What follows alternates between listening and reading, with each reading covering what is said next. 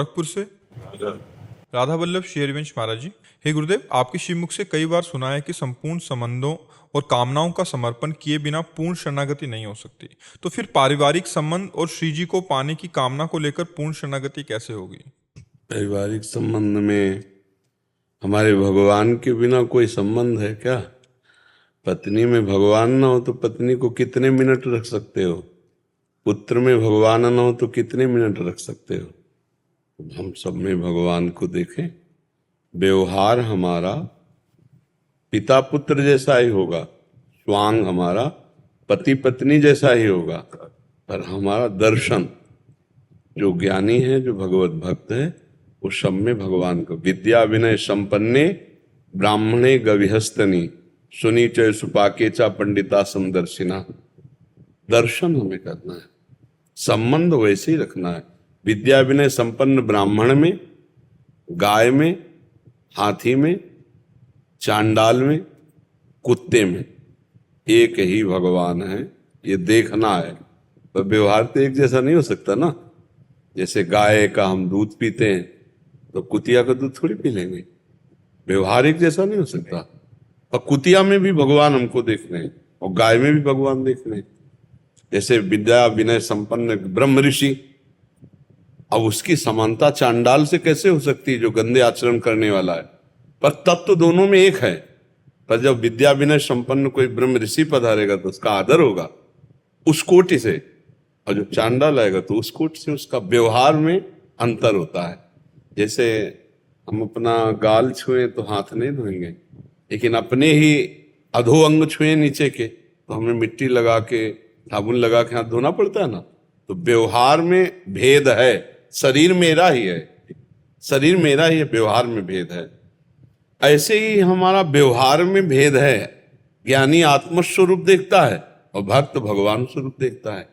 बिना भगवान के पुत्र की सत्ता नहीं है, बिना भगवान के पत्नी की सत्ता नहीं है, बिना भगवान के इस देह की सत्ता नहीं है, बिना भगवान की इस जगत की सत्ता नहीं है। इस बात को मानते हो ना? तो सब में श्री भगवान हमें देखना है। स्वांग हमें पति पत्नी का करना है, पिता पुत्र का करना है। नाना प्रकार के जो हमें स्वांग मिले हैं वो हमें वैसे ही करना है, पर हमें देखना है कि भगवान सब। जब हम भगवत भाव सब में देख रहे हैं तो अब सांसारिक संबंध तो हमें नहीं बांध पाएगा, क्योंकि हम पहला भगवत भाव देख रहे हैं कि मेरी पत्नी का जो स्वांग करे हुए है उसमें भगवत तत्व विराजमान है। ये बाहरी ढांचा पत्नी का, अंदर बैठा हुआ भगवान है। यहां भी भगवान बैठा सर्वम, बस यही बात जीत गए। और जब हम भगवान को भूलकर शरीर में राग करते हैं तो मेरी पत्नी, तो आज सत्संग सुना था, एक राजा ने अपने पत्नी को दासी समझकर कि अब तो मेरे साथ ब्याह हो गया, और वो मनमानी प्रतिकूलता करने, तो उसको नरक दिखाया गया था। बड़ा धर्मात्मा और पुण्यात्मा था तो केवल नरक का दर्शन कराया गया था। पत्नी मान करके अपमानित कर दिया तो नरक का दर्शन क्यों? तुम्हारी थोड़ी है, वो तो भगवान उनमें बैठे हुए हैं, स्वांग कर रहे हैं पत्नी का। तो तुम पति का स्वांग करो जितना उचित है। तुम कोई मालिक नहीं हो गए हो। नाथ सकल संपदा तुम्हारी और मैं सेवक समेत सुत नारी। पत्नी का मतलब तुम मालिक नहीं हो गए, अर्धांग की तरह उसको। जैसे अपने आधे अंग का हम सेवन कैसे करते हैं, जैसे इस हाथ का सेवन करते हैं ऐसे इस हाथ का सेवन करते हैं। हम अपने साथ प्रतिकूलता करते हैं क्या? नहीं। तो हमारी वो आत्मा है, हमें प्रतिकूलता नहीं करनी। उसके द्वारा की हुई प्रतिकूलता हमें सहनी। जैसे हमारे हाथ से ही हमारी चोट लग जाए तो हम किसको रिपोर्ट लिखाएंगे? हमारी दांत से जबान कट गई, अब हम किसको रिपोर्ट लिखाएं? ऐसे ही हमारा ही सब स्वरूप है, ऐसे सहा जाता है। पर ये नहीं कि उसने हमको ऐसा कहा तो हम फिर वैसा व्यवहार नहीं, फिर परमार्थ गलत हो जाएगा। हमको अपनी ही पद्धति से बात करना। महाराज जी, जैसे इन संबंधों को ऐसे कभी कभी ध्यान भटक जाता है, इधर से परमार्थ के रास्ते से ध्यान भटकता है, ये मेरा। हाँ, तो संबंध में हम इसीलिए ध्यान ना भटके, तो इसीलिए तुम्हें तत्व बता रहे हैं कि सब में श्री भगवान। जैसे हमने आप में भगवान पहले देखा कि मेरे भगवान इस रूप में आए। अब आप हमसे घंटों बात करते रहो, हम आपसे प्यार से बात, हमें चिड़चिड़ाहट नहीं होगी, यार मेरा भजन नहीं हो रहा, बेकार हमको फंसाए। हम अपने भगवान से बात कर रहे हैं। उनको प्रसन्न करने के लिए उनके प्रश्नों का उत्तर दे रहे हैं। ऐसे पुत्र रूप में, ऐसे रिश्ते नातेदार रूप में अगर हम भगवान देख लेंगे तो हमारा भजन नहीं टूटेगा। हम भगवान ना देखकर फूफा मौसी मौसिया देखा बंद जाएंगे, नहीं बंदे। अब गृहस्थी में तो ऐसा नहीं कि हम किसी से बात ना करें, किसी से व्यवहार न करें, हमें बिल्कुल वैसे व्यवहार करना है जैसे एक संसारी आदमी। पर हमारे और संसारी आदमी की दृष्टि में अंतर होगा, व्यवहार वैसे ही होगा। मान लो हमसे बड़े हैं तो हम पैर छुआ, छोटे हैं तो आशीर्वाद दिया, पर हम छोटे और बड़े में भगवान ही देख रहे हैं। व्यवहार का भेद है, दृष्टि का भेद नहीं।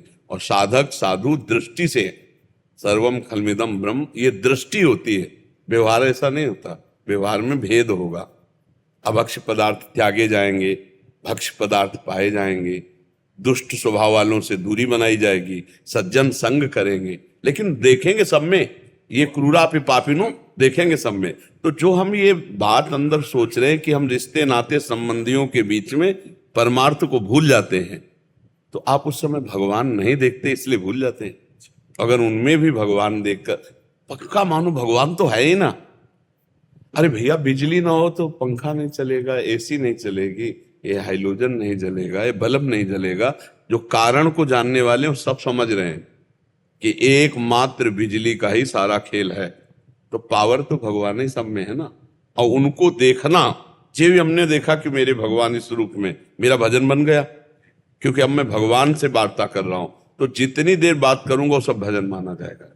जब हम भगवान ना मानकर रिश्ते नाते और मित्र दोस्त और ये सब सांसारिक संबंध मानते हैं, फिर हमारी भक्ति बाधा को प्राप्त हो जाती है। और जब हम भगवत भाव कर लेते हैं तो भक्ति बाधा को प्राप्त नहीं होती है, वो अबाध हो जाती है, अखंड हो जाती है। बिना सब में भगवत भाव के पक्की भक्ति नहीं हो सकती। सो अनन्य गति जाके असमति न टरे हनुमंत, मैं सेवक सचराचर रूप स्वामी भगवंत।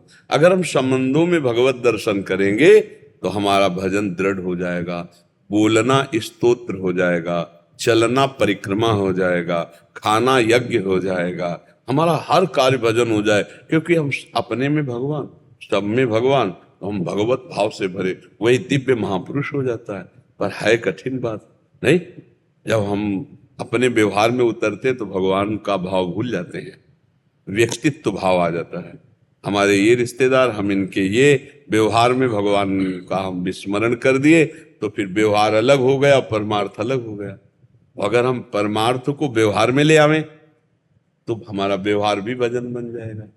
आप समझ पा, इसके सिवा कोई दूसरा रास्ता नहीं, बिना भगवत भाव की। क्योंकि व्यवहार में जाना है। अब सबसे भगवान की चर्चा थोड़ी होगी भाई, व्यापारी हो तो व्यापार की चर्चा होगी, मित्र है तो मित्र से चर्चा, पत्नी परिवार उससे उस तरह की चर्चा होगी। तो हमारा भजन तो बाधित हो गया ना। अखंड भजन कहाँ हुआ? अखंड भजन ऐसे होगा उनमें हमने भगवत भाव कर लिया। और है भाई, सत्य बात है। अगर ये हो कि यार है तो नहीं भगवान, अब एक मतलब में आप थोप रहे हो हमारे दिमाग में, भगवान है। बेटे का ढांचा केवल तुम्हारे बेटे कहलाने वाला है, अंदर जो उसमें पावर है वो भगवान ही है। और वो जब चले जाते हैं तो ढांचे का आप भी प्यार नहीं करते, चाहे जितना लाड़ला पुत्र की जलवाई दोगे या गड़वा दोगे, क्योंकि भगवान से ही आप प्यार कर रहे हैं। अनजाने में भी भगवान बिल्कुल पक्का समझो, सच्ची मानो, पावर भगवान सब में बैठा हुआ है, वही पावर है। अब जैसे एक ही बिजली सब में है। अब अज्ञानी इस बात को जो नहीं जानेगा वो कहेगा बिजली तो ठंडी होती है, हमने देखा फ्रिज में, एसी में, ये गर्मी कैसे पैदा कर सकती है? बिजली तो जीवन को पोषण करती है, ये जान कैसे ले सकती है? लेकिन अगर आप देखो तो वो जान लेने वाली भी है और जान का पोषण करने वाली भी है। वो गर्म भी है, वो ठंडी भी है। ऐसे ही प्रतिकूल और अनुकूल, उष्ण और शीत, अच्छा और बुरा, दुष्टात्मा और महात्मा, ये बाहरी करण हैं। इनमें जो कारण है वो परमात्मा है। ये जो जान गया वही सिद्ध महापुरुष हो जाता है।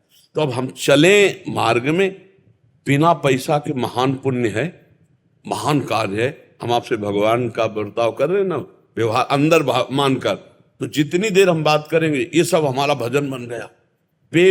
मतलब पेमेंट के आप धनी बन रहे हो, कार्य वही करना है। जैसे कल एक भगत जी आए थे, वो प्रश्न कर रहे थे, मेरे कपड़े की दुकान है, ग्राहक आता है आधा आधा घंटा कपड़ा सब देखता है, एक भी नहीं लेता, फिर मुझे बहुत जलन होती है। तो इसक्यों, अगर उसको पहले ही मान लो कि मेरे भगवान आए हैं इस रूप में, आधा घंटा सेवा बनी, और हे भगवान आप ले या ना ले, हे भगवान इस सेवा आपको समर्पित, तो उसका पेमेंट मिलेगा आपको बहुत, और वो मालिक जब पेमेंट देगा तो बहुत बड़ा धनी बना देगा, ये संसार क्या देगा।